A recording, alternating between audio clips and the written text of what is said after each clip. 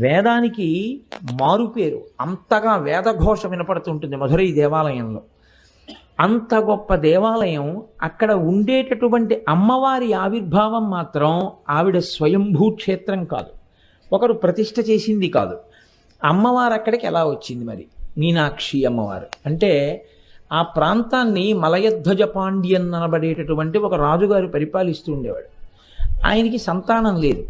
సంతానం లేకపోతే ఋత్విక్కులు నువ్వు హోమం చేసి యజ్ఞం చేస్తే నీకు ఆ యజ్ఞము యొక్క అనుగ్రహం చేత సంతానమును పొందడానికి ప్రతిబంధకమైన పాపము నివారింపబడి యోగ్యత పొంది సంతానాన్ని పొందుతామన్నారు. ఆయన యజ్ఞం చేశాడు. యజ్ఞం చేస్తే యజ్ఞంలోంచి ఒక ఆడపిల్ల పైకొచ్చి తండ్రి అని పిలిచి ఆయన దగ్గరికి వచ్చింది. ఆయన సంతోషించి ఆ పిల్లని ఎత్తుకున్నాడు. కానీ ఆ పిల్ల పుడుతూనే 3 స్తన్యములతో పుట్టింది. ఆయన చాలా బెంగ పెట్టుకున్నాడు. ఇదేమిటి ఆడపిల్ల ఇంత వికారంగా 3 స్తన్యములతో ఉంటే లోకంలో ఎవరు ఈమెని భార్యగా స్వీకరిస్తారు అని. ఇప్పుడు అశరీరవాణి పలికింది. ఈమె 3 స్తన్యములతో పుట్టడానికి కారణం ఈమెకి భర్త ఎవరో నువ్వు నిర్ణయించలేవు సుమా అని చెప్పడానికి. ఈమె ఏ పురుషుణ్ణి చూసినప్పుడు ఈమె 3 స్తనములలో ఒక స్తనము అదృశ్యమై 2 స్తనములు మిగులుతాయో ఆ పురుషుడే ఈమె భర్త. అమ్మవారు ఏ రూపాన్ని పొందినా ఏ అవతారాన్ని పొందినా ఆవిడ మాత్రం ఎప్పుడూ పరమశివుడికే ఇల్లాలి. కాబట్టి మలయధ్వజ పాండ్యన్ ఇప్పుడు ఆ పుట్టినటువంటి కూతుర్ని కొడుకుల్లా పెంచాడు. కొడుకులు లేరు కాబట్టి యుద్ధ విద్య నేర్పాడు, విధి విద్య నేర్పాడు, పట్టాభిషేకం చేశాడు. ఆమె రాజ్య పరిపాలన చేశాడు. రాజ్య పరిపాలన చేసింది, ఆమెకి వివాహం కాలేదు. చాలా కాలం అయిన తర్వాత ఆ తల్లి ఒకనొకనాడు కైలాసానికి వెళ్ళింది. కైలాసానికి వెళితే పూర్వం యోగశక్తితో వెళ్ళారు. వెళ్ళినటువంటి వాళ్ళు ఎందరో ఉన్నారు మహానుభావులు. అలా వెళ్ళింది ఆ తల్లి. వెడితే అక్కడ 3 స్తనములతో ఉన్నటువంటి అమ్మవారికి పరమశివ దర్శనం అవగానే 2 స్తనములే ఉన్నాయి, ఒక స్తనం అదృశ్యమైంది. కనుక నాకు పరమశివుడే భర్త అని ఆమె పరమశివుణ్ణి ఆహ్వానించి భూమండలం మీదకి తీసుకొచ్చింది. అమ్మవారి అనుగ్రహం వల్ల కదండి సర్వేశ్వరుడు మనకి దక్కింది. అసలు లేకపోతే తనలో తాను రమిస్తూ కూర్చుంటాడు ఎక్కడో. తీసుకొచ్చి అమ్మవారిని కూడా ఆనందింపచేయగలిగిన మోహనాకారము కలిగిన వాడు కాబట్టి సుందరేశ్వరుడు అన్న పేరుతో వచ్చి అక్కడ వెలిశాడు. ఆమె సుందరేశ్వరుడి భార్యగా మీనాక్షి అన్న పేరుతో అమ్మవారు అక్కడ వెలిసింది. వాళ్ళకి ఒక కొడుకు కూడా పుట్టాడు. ఆయన సుబ్రహ్మణ్యుని యొక్క అంశ అంటారు. స్కందాంశలో పుట్టినటువంటి వాడు ఉగ్రపాండ్యన్ అని. ఆయన కొంతకాలం ఆ పాండ్యరాజ్యాన్ని పరిపాలించాడు ద్రవిడ దేశంలో. రామచంద్రమూర్తి ఎలా ఈ భూమండలం మీద కొంతకాలం నడయాడి లవకుశల్ని కొన్నారో అలా మీనాక్షి అమ్మవారు కూడా ఈ భూమండలం మీద పరమశివుడితో కలిసి కొంతకాలం పరిపాలన చేసి ఆ తల్లి ఉగ్రపాండ్యన్ అనేటటువంటి కుమారుణ్ణి కూడా కంది. అంత ప్రఖ్యాతి వహించినటువంటి క్షేత్రం మధురై క్షేత్రం. ఆనాడు ఆ తల్లి వరం ఇచ్చింది, నేను ఇక్కడే ఉండి పరిపాలన చేస్తాను అని. ఆ పరిపాలన చేస్తాను అని తల్లి వరమిచ్చి నిలబడినటువంటి క్షేత్రం మీనాక్షి అమ్మవారు. ఆ తల్లికి మీనాక్షి అని పేరు. మీనాక్షి అంటే చాపల వంటి కన్నులున్న తల్లి అని. పరిపాలకులకు ఒక లక్షణం ఉంటుంది, మీరు కొంచెం జాగ్రత్తగా గమనించండి. మీనాక్షి అమ్మవారిది పరిపాలనాంశ. అందుకని ఆవిడ పరిపాలకురాలుగా ఉంటుంది. అందుకే కళ్ళతో చూస్తూ ఉంటుంది ఎప్పుడు. ఆఫీసర్ గారు ఇలా చూస్తున్నాడు అనుకోండి, ఆయన చూస్తాడేమో అని మనం భయపడతాం. అలా ఆవిడ తన చూపులతో లోకాన్నంతటినీ చూస్తూ ఉంటుంది, పరిపాలన చేస్తూ ఉంటుంది. పరిపాలన చేసేటటువంటి వారికి ఒక లక్షణం ఉంటుంది సాధారణంగా. తమ పట్ల అనుకూలముగా వ్యవహరించినటువంటి వారికి వారు వరములనిస్తారు, దగ్గరికి చేర్చుకుంటారు. ఎవరు ప్రతికూలంగా ఉంటారో, ఎవరు విమర్శ చేస్తారో, ఎవరు వాళ్ళకి వ్యతిరేకంగా మాట్లాడతారో అలాంటి వాళ్ళని కొంచెం ఇబ్బందికరమైన ప్రదేశంలోకి తీసుకెళ్ళి పెట్టి, నా పట్ల నువ్వు అతిగా ప్రవర్తించడం ఎంత ప్రమాదాన్ని తెస్తుందో తెలుసుకొని మిగిలిన వాళ్ళకి ఉదాహరణగా చూపిస్తారు. తీసుకెళ్ళి ఏజెన్సీకి ట్రాన్స్ఫర్ చేస్తారనుకోండి ఈ రోజుల్లో అయితే. అది పరిపాలనాంశ. అటువంటి పరిపాలనాంశ కలిగినటువంటి తల్లి మీనాక్షి అని మీరు అనుకుంటే అప్పుడు అమ్మవారి యొక్క పరిపాలన యందు ఒక దోషం సంక్రమిస్తుంది. ఎవరు మీనాక్షి అమ్మవారిని స్తోత్రం చేస్తారో వాళ్ళని బాగా చూస్తుంది. ఎవరు మీనాక్షి అమ్మవారిని కించిత్తైనా వ్యతిరేకంగా మాట్లాడతారో వాళ్ళ మీద కక్ష పెంచుకుంటుంది. ఇప్పుడు అమ్మవారి యందు మాతృత్వం ప్రశ్నింపబడిందా లేదా? శ్రీమాత అన్న నామమే ప్రశ్నింపబడిందా లేదా? ఇప్పుడు ఇటువంటి పరిపాలనాంశ అమ్మవారి యొక్క సమగ్ర స్వరూపానికి ప్రతిబంధకంగా నిలబడిపోయిందా లేదా? మరి ఇప్పుడు ఆ పరిపాలనాంశని ఎలా ఆవిష్కరించడం మీనాక్షి పరిపాలనాంశని అంటే, పెద్దలు అంటారు మీనాక్షి అన్న పేరుతో అమ్మవారు వెలియడానికి కారణం ఏమిటంటే, చేపలు తమ పిల్లల్ని అంటే తమ గుడ్లని తాము పొదగవు, తమ పిల్లల్ని తాము పోషించవు. ఆ పిల్లలు తల్లి వంక ఆకలితో చూస్తే స్తన్యం ఇచ్చి పోషించవు.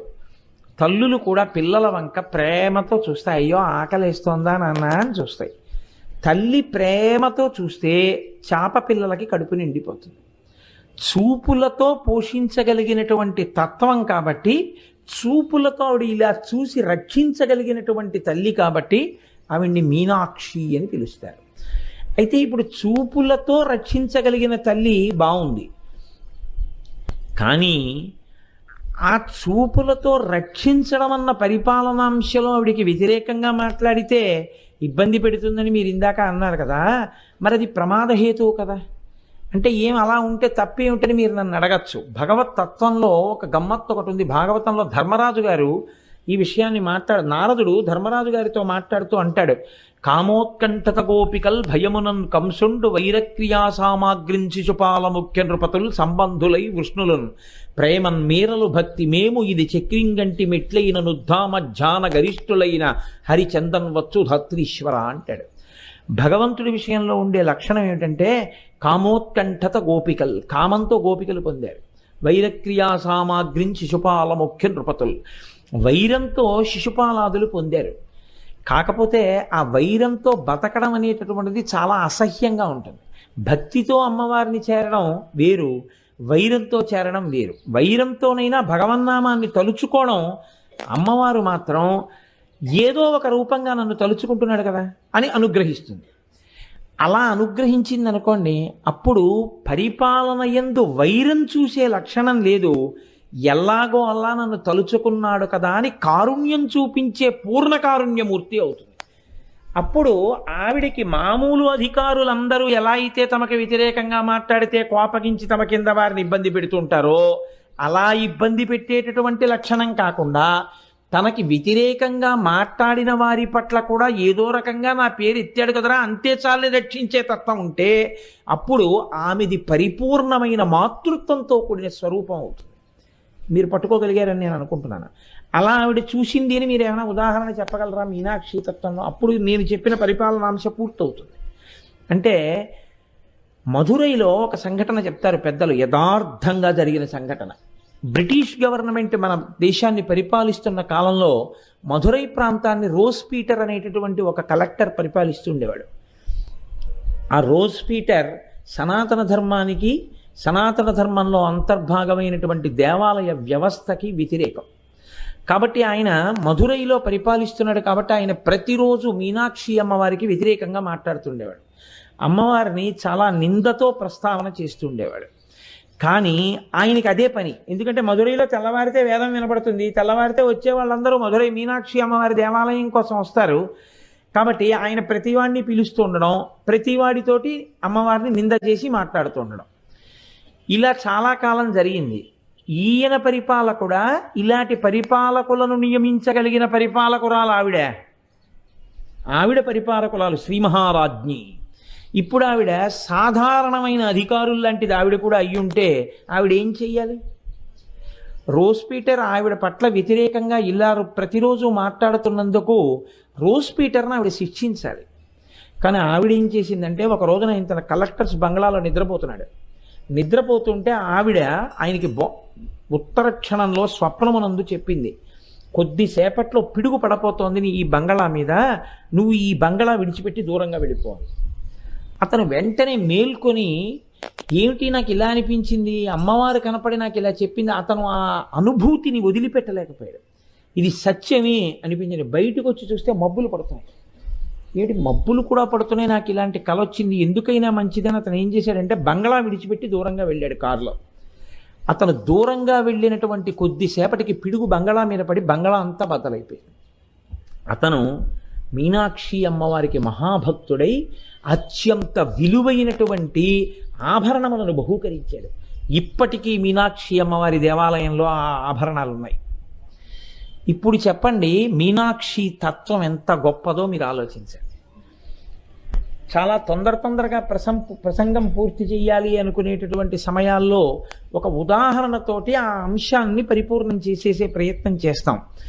కేవలం పరిపాలకురాలుగా తనకి వ్యతిరేకంగా ఉన్న వాళ్ళని శిక్షించే స్వరూపమా, ఒక్కసారి నిందించడానికైనా సరే ఆ మీనాక్షి అమ్మవారి పేరు పలికినంత మాత్రాన రక్షించేటటువంటి కారుణ్యమూర్తి ఆవిడ. అందుకే మీనాక్షి అమ్మవారి స్వరూపాన్ని అంత గొప్ప స్వరూపంగా చెప్తారు. అందున నేను మీతో మనవి చేసి ఉన్నాను, అది బ్రహ్మానందాన్ని ఇచ్చేటటువంటి బ్రహ్మరంధ్ర ప్రాంతం సహస్రారం. అంత గొప్ప స్థానం, అంత గొప్ప మూర్తి మీనాక్షి అమ్మవారు.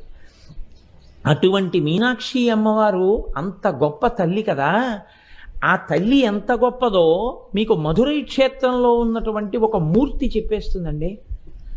ఇప్పటికీ మధురై క్షేత్రంలో ఒక మంటపంలో 7 రాణులతో కూడినటువంటి ఒక రాజుగారి యొక్క విగ్రహం ఉంటుంది గోడ మీద.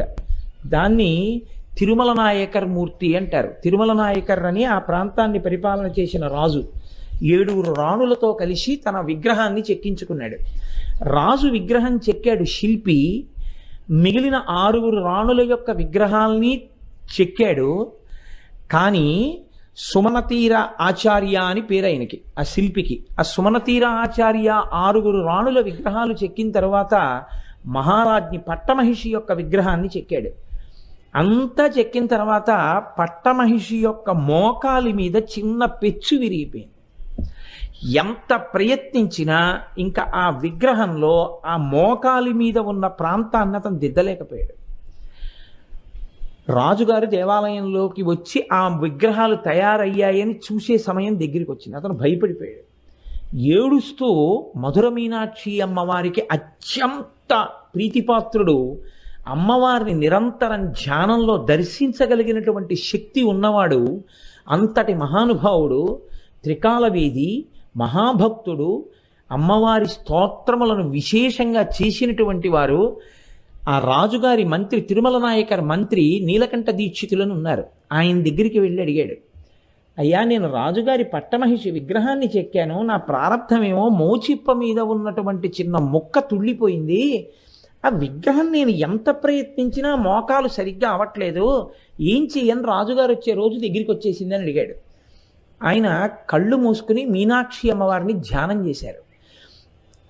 ధ్యానం చేసి ఆయన అన్నారు, నాకు మీనాక్షి అమ్మవారు చెప్తోంది, పట్టపురాణి మోకాలి మీద పుట్టుమచ్చుంది, అది ఉత్తమ జాతి స్త్రీకి ఉండవలసినటువంటి లక్షణం. ఆ మోకాలి మీద పుట్టుమచ్చ ఉన్న కారణం చేత అమ్మవారి గుళ్ళో పెట్టవలసిన మూర్తి కాబట్టి పట్టపురాణి యొక్క మోకాలు మీద అందుకే మచ్చపడినట్టుగా పెచ్చు విరిగిపోయింది, అందుకని సరవట్లేదు, నువ్వు అలాగే ఆ మూర్తిని అక్కడ పెట్టేసేయి అన్నాడు. మహారాణిని అక్కడ పెట్టేశాడు. రాజుగారు చూడ్డానికి వచ్చారు. వచ్చి మిగిలినవి మామూలుగా చూశాడు. తన విగ్రహం తన రాణుల విగ్రహం కాబట్టి బాగా పరికించి చూసి అందులో పట్టపురాణి విగ్రహాన్ని పరికించి చూశాడు. మోచిప్ప మీద అలా ఎందుకుంది అని అడిగాడు శిల్పిని. అమ్మగారి మోచిప్ప మీద పుట్టుమచ్చుంది అని చెప్తే తల తెగిపోతుంది.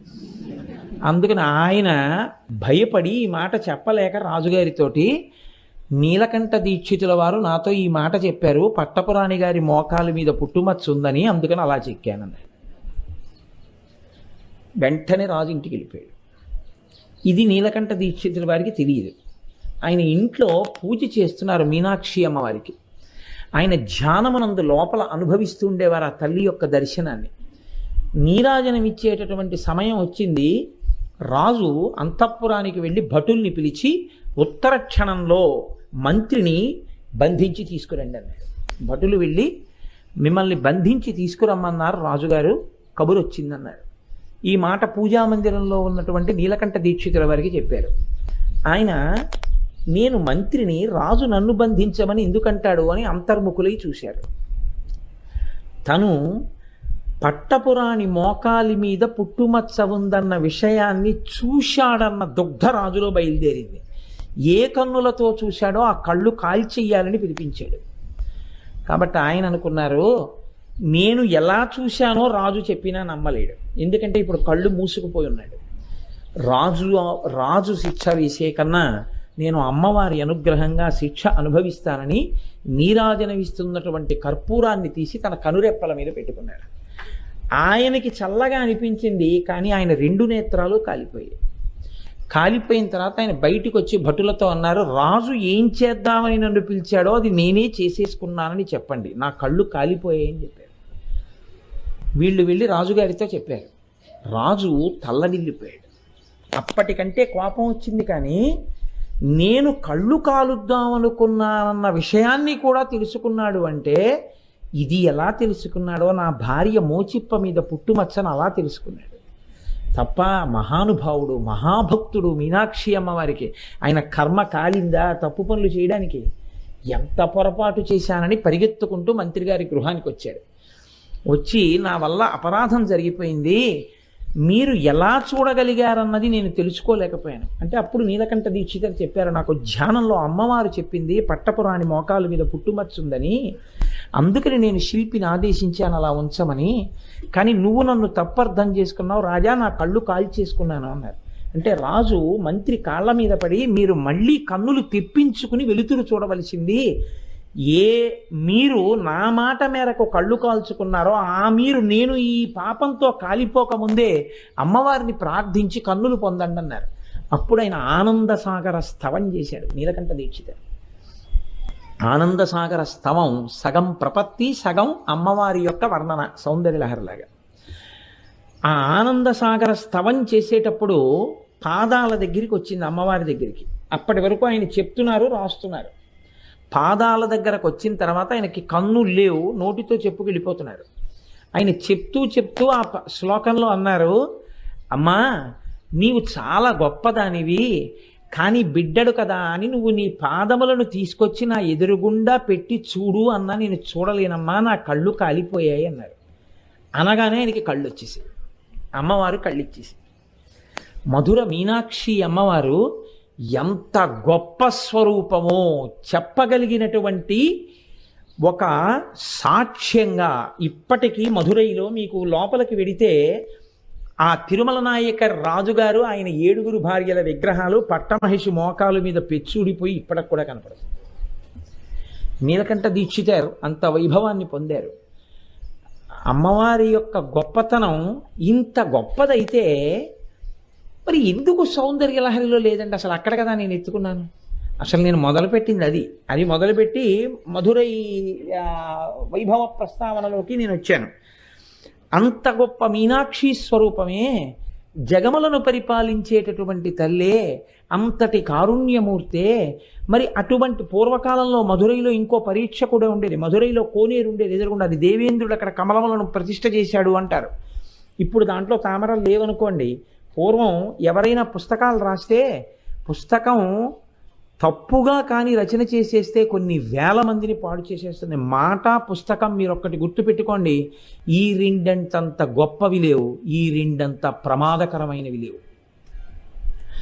మీరు ఒక్క తప్పుగా ప్రచారం చేసేటటువంటి వాడు, తప్పు మాటలు చెప్పేవాడు, చాలా ఉత్సాహంగా వినడానికి అనిపించిన తప్పు త్రోవలోకి మిమ్మల్ని నడిపించగలిగినటువంటి మాటల పట్ల ఆకర్షితులయ్యారనుకోండి, ఒక మనుష్య జన్మంతా పోతుంది. ఒక్క మాట జన్మ పోతుంది, అటువైపుకి వెళ్ళిపోతాడు. తెలియక తప్పు ఉపాసనల వైపు కెడతాడు, తెలియక తప్పుగా ఉండేటటువంటి భక్తి మార్గం వైపు కెడతాడు, తెలియక తప్పుగా ఉండేటటువంటి జీవన శైలిలోకి వెళ్ళిపోతాడు. అంతే, మొత్తం సున్నా, జీవితం అంతా పోతుంది. ఒక్క పుస్తకం, ఒక్క తప్పు రచనతో కూడినటువంటి పుస్తకాన్ని తెచ్చి మీ ఇంట్లో పెట్టుకున్నారనుకోండి, పెట్టుకుని మీరు చదివి ఇదే అసలు విషయం అని మీరు అనుకున్నారు. నేను ఎందుకు ఈ మాట అంటున్నానంటే నా నోటితో చెప్పడానికి జంకి, అందుకు నాకు తడబడుతోంది. నా దగ్గరికి ముందు మాట రాయమని పుస్తకాలు పట్టుకొస్తుంటారు కొంతమంది. ఇప్పటి వరకు నేను ముందు మాట రాసిన పుస్తకాలు 1, 2 తప్ప ఏవీ లేవు. నేను ఎందుకు ఈ మాట అంటున్నానో తెలుసా? నేను ప్రాజ్ఞుణ్ణి, నేను పండితుణ్ణి, నాకు అన్నీ తెలుసన్న అహంకారంతో నేను చెప్పట్లేదు. ప్రస్ఫుటంగా ఎంత ఘోరంగా రాసేస్తున్నారంటే, మూల గ్రంథాల్లో ఉండేటటువంటి విషయం ఒకటి, ఋషులు చెప్పింది ఒకటి, పెద్దలు చెప్పింది ఒకటి, వీళ్ళ బుద్ధికి ఏది తోచిందో అది రామాయణమే కావచ్చు, అది భాగవతమే కావచ్చు, వాళ్ళకి అనవసరం. మనం రేపొద్దున ఇలా రాసేస్తే పిల్లలు చదివితే వాళ్ళ జీవితాలు ఏమైపోతాయనేటటువంటి తాపత్రయం ఎవ్వరికీ లేదు. నేను ఈ మధ్యకాలంలో ఒక పుస్తకం నా దగ్గరికి వచ్చింది. మీరు ఈ పుస్తకం చదవండి అని పట్టుకొచ్చి ఇచ్చారు. పేర్లు ఎందుకు చెప్పాలి, లేకపోతే ఇంకొక దాని సన్నివేశం ఎందుకు చెప్పాలి? చెప్తే నేను దేని గురించి చెప్పానో తెలుస్తుంది. నేను ఆ పుస్తకం చదివి ఆశ్చర్యపోయాను. అసలు రామాయణానికి సంబంధించినటువంటిది ఒక్క సత్యం అందులో లేదు. అన్నీ తప్పులే, అన్నీ తప్పులే. రాముడి గురించి ఎంత దారుణంగా రాసేశారంటే, అసలు నోటి వెంట ఎప్పుడు ఏ అశ్లీలమైన మాటలు రాకూడదో అంత అశ్లీలమైనటువంటి మాటలు రామాయణంలో ఉన్న పాత్రలు మాట్లాడుకుంటున్నట్టుగా రాశారు. నేను తెల్లబోయి, మీరు చదివారా రామాయణం అని అడిగాను. అయితే నేను చదివానండి అన్నాడు ఆయన. ఎక్కడ చదివారన్నాను. ఆయన ఏదో చెప్పాడు, బలానాథ్ చదివాను. అయ్యా, మీరు పుస్తకం రాయాలని నేను పుస్తకం రాశానన్న కీర్తి కావాలంటే ఎన్ని కుటుంబాలు పడిపోతాయో. రేపొద్దున్న ఈ పుస్తకం నిజం అనుకుని ఎవరో పిల్లాడు చదువుతాడో, ఓ 10th క్లాస్ పిల్లాడో, ఓ ఇంటర్మీడియట్ పిల్లాడో, రామాయణం అంటే ఇలాగే ఉంటుంది అనుకుంటాడు వాడు. రాముడు అంటే ఇలాగే మాట్లాడతాడు అనుకుంటాడు.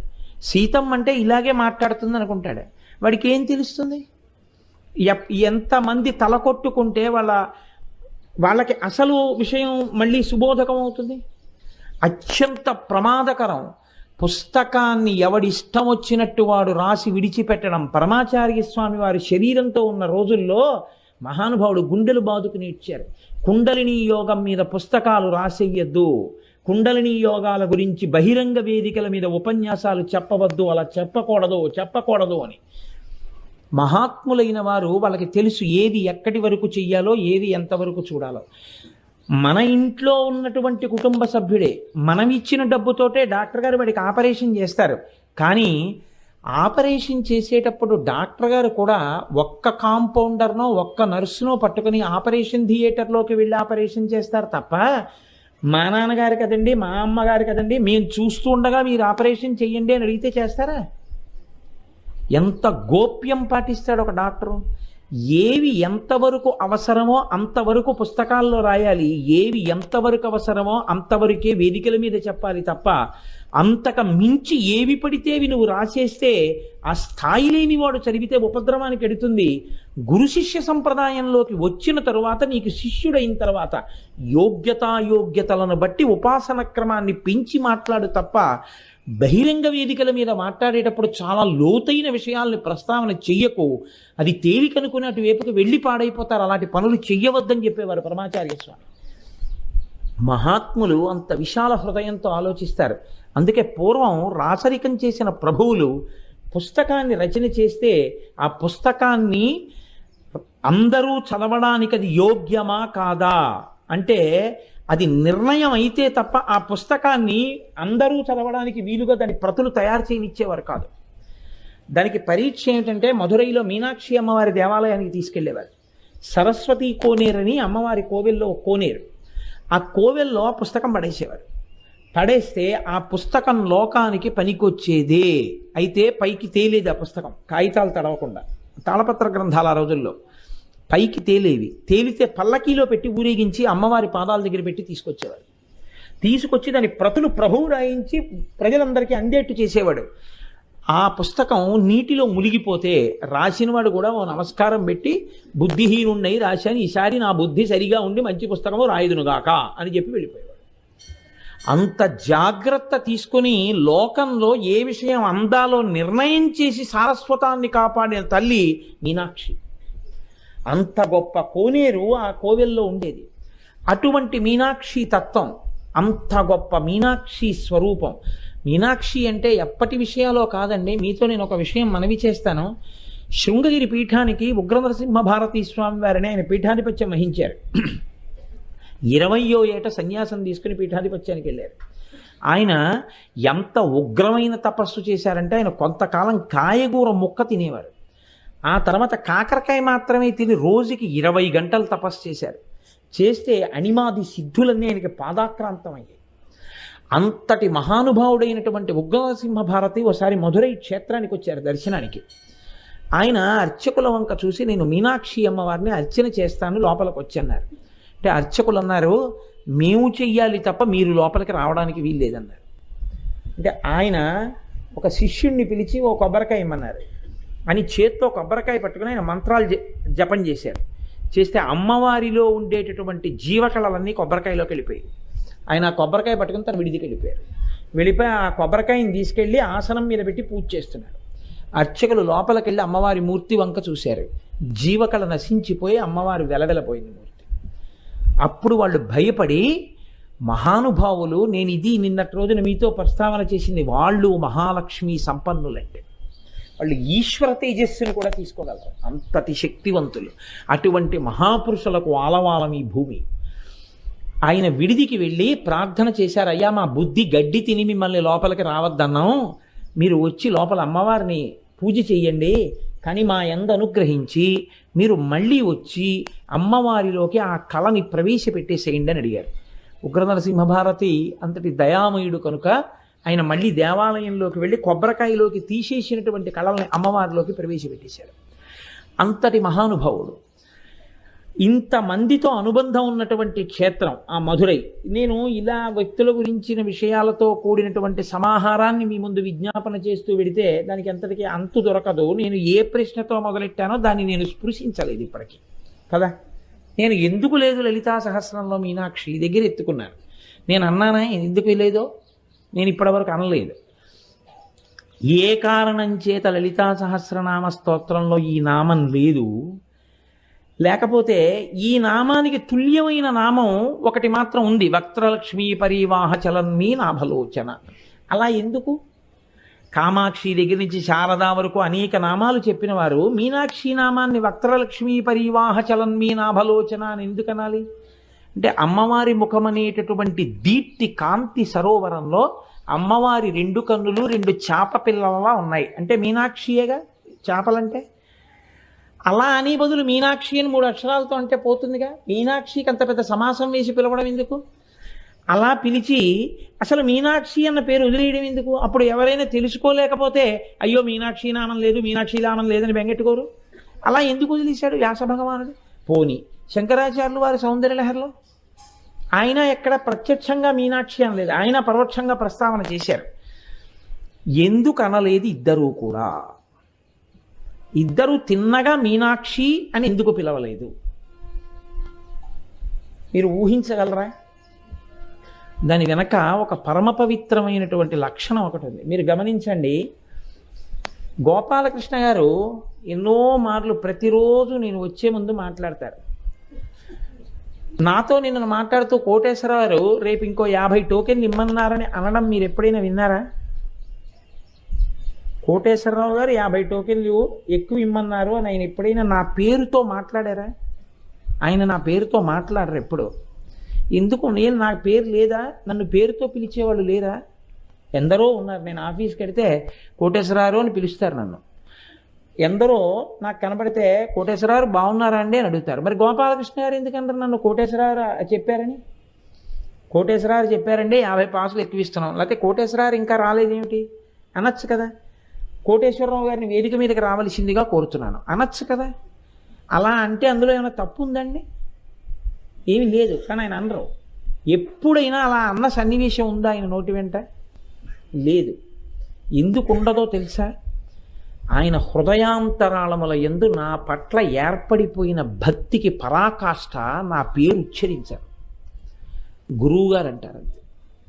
నేను గురువుగారిని వేదిక మీదకి రావాల్సిందిగా ఆయన పాదములు పట్టి ప్రార్థన చేస్తున్నానంటారు. గురువుగారు నన్ను దెబ్బలాడారు, ఇంకో 50 టోకెన్లు ఇమ్మన్నారంటారు. ఎవరు మీ గురువుగారు?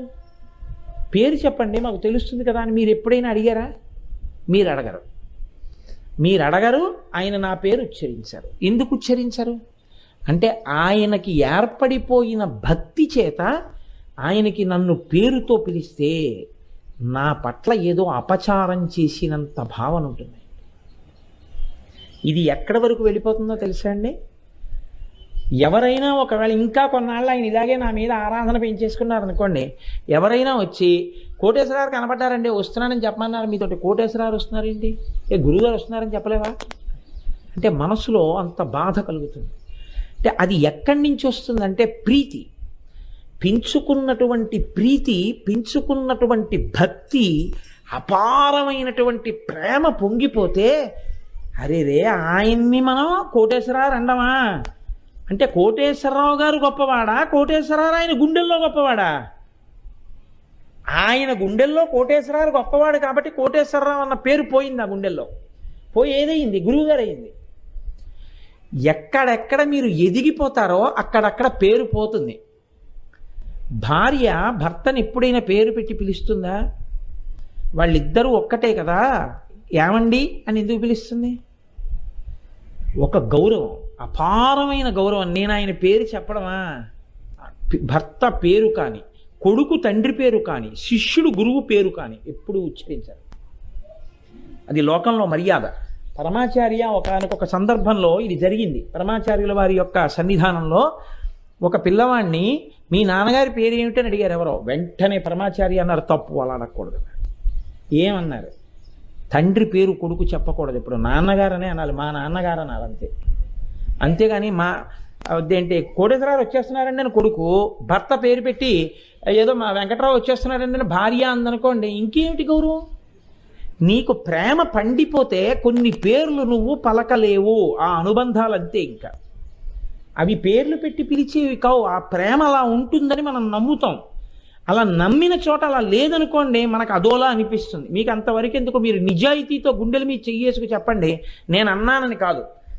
మీకు ఎక్కడైనా ఎప్పుడైనా ఏ భార్య అయినా భర్తని పేరు పెట్టి కానీ ఏకవచనంతో కానీ పిలిచింది అనుకోండి, మీకు అసహ్యం వేస్తుందా వేదా? మీరు చెప్పండి, గుండెల మీద చెయ్యేసుకు చెప్పండి, నేను అన్నానని కాదు. నేను ఎవరిని ఆడవాళ్ళని తక్కువ చేయడం, మగవాళ్ళని ఎక్కువ చేయడం నా ఉద్దేశ్యం కాదు. ఇప్పుడు మీనాక్షి అని పిలవని శంకరాచార్యుల వారు గొప్పవారు, మీనాక్షి అనని వ్యాసుడు గొప్పవాడు. భర్తని పేరు పెట్టి పిలవని ఆడది గొప్పది తప్ప, ఆడది పిలిస్తే ఆవిడికి ఏదో తగ్గిపోతుందని కాదు, ఆవిడ గొప్పతనం జారిపోతుందని పిలవద్దండి శాస్త్రం. ఏమండి అని అందుకు పిలుస్తుంది, గురువు కాబట్టి. యోమే భర్త సమీ గురువు తం నిత్యమనురక్తాస్మి యథారూపాం సుమర్చల అంది సీతమ్మ రాముడి గురించి. నా గురువు అయినంది. అంతటి మహానుభావుడు గురువుని కానీ భర్తని కానీ పేరు పెట్టి పిలవమే, తండ్రిని కానీ.